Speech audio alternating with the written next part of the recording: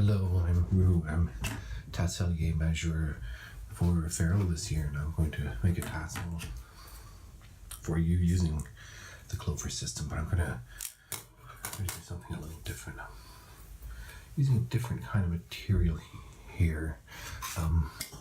Honestly, they don't let me know what it's called. That's part of the system. Being a Tasselier Measurer, they give you the fabrics, but you are not supposed to know. You're supposed to react to them by touch, feel by scent. You're not actually supposed to know what they are. So this is what I've been given. I'll explain more about Tasselier Measurer that does in its day-to-day, but over the course of a few videos, I think. Here we go. I'm just going to twist this so that you can see a little bit better the different tools of the trade. There. Okay.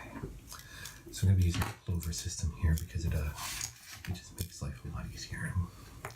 I'm also going to try to do something a bit different. I'm going to use the flat technique that was popularized in the late 18th century by Pierre Céline Dion.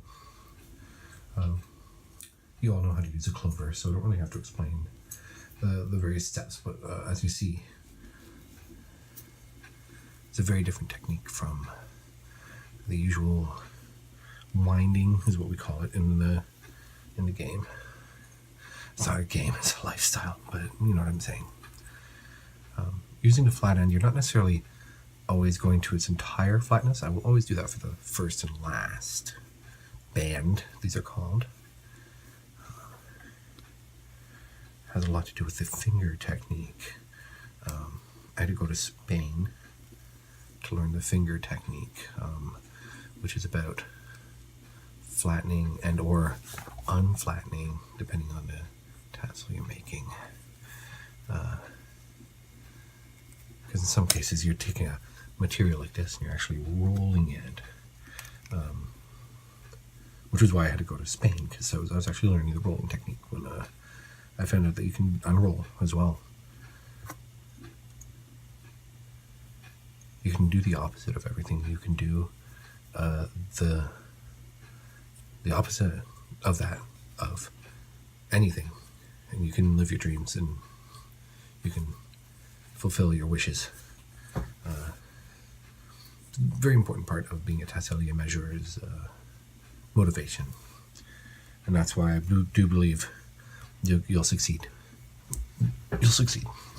So, getting near the end, it's going to be a small tassel. And as I said, the first and the last are always the flattest.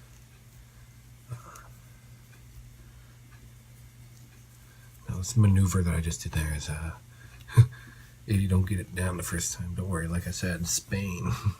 Okay. Here we go, we're gonna lock it in.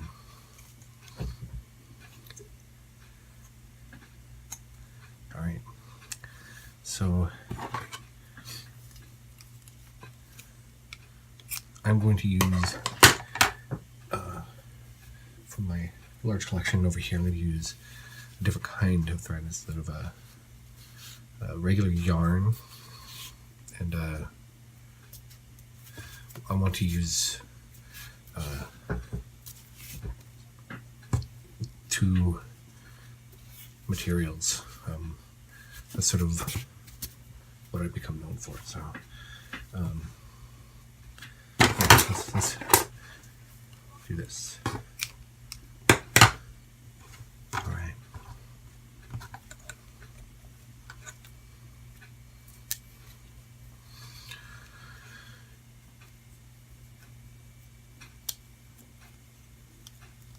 So flipping it upside down is gonna pull up aside the bands. There we go. You'll see we've lost a piece there, but that is fine. That's going to get lost anyways. That's why they refer to that one as the lost piece. So you're going to get rid of my notes to myself here. So it's a delicate tie that's happening here.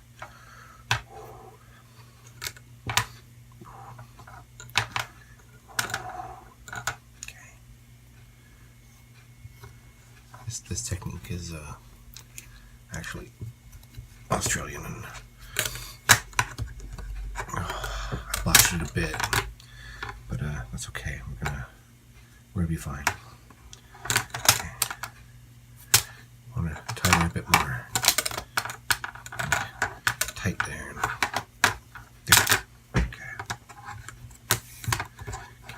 You don't want to leave these. I know it sounds crazy, but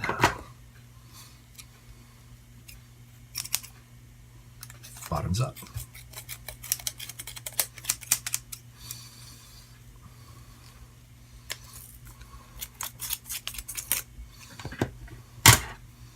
So, I told you it was the lost piece. It's gonna get snipped. So here we are. This process is called frottage, and it is important. It allows the tassel to sort of exist in its new space.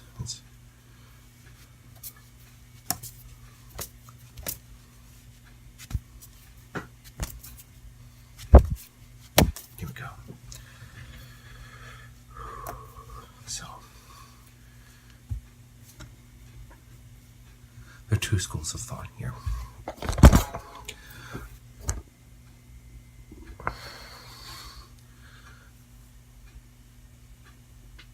The body of a tassel and the neck of a tassel should be of the same material or a different material.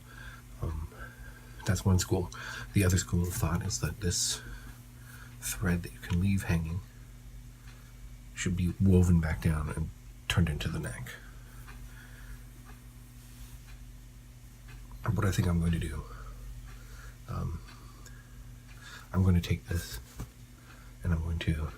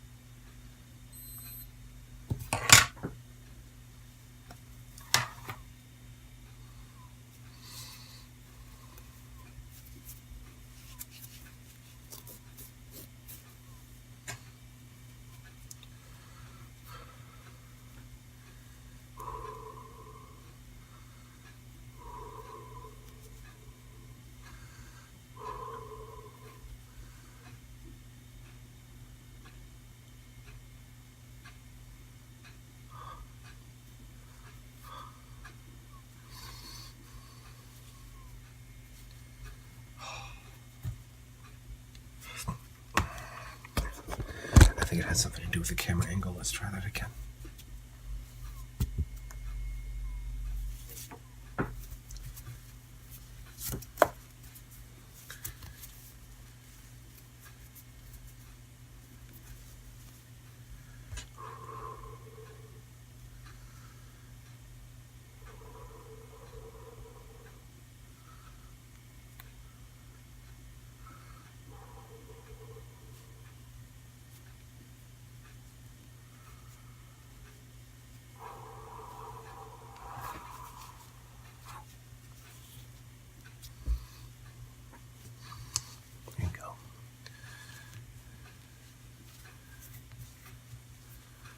So now, since we have the flatter fabric, we can actually kind of create the neck in a different way. It won't take as many wraps because we're putting on a scarf, essentially.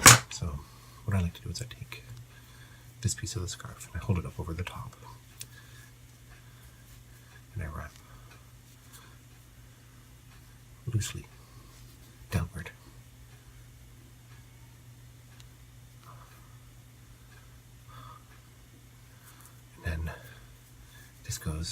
over, still down, and this comes back up, but now we can tie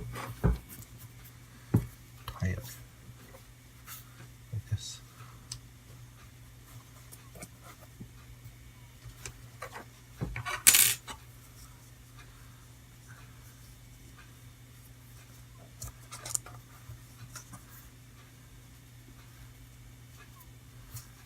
And because it's winter, this little guy is going to get a scarf that remains for the holidays. Then you cut it off. Last stage, making sure the scarf is out of the way. Just like to trim the end.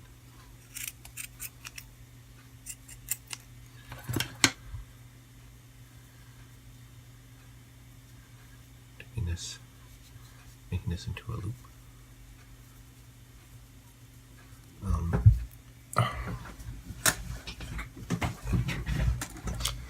I will be showing a different technique on how to do the loop later.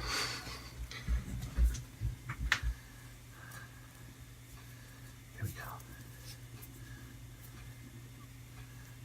Okay. And then we have it.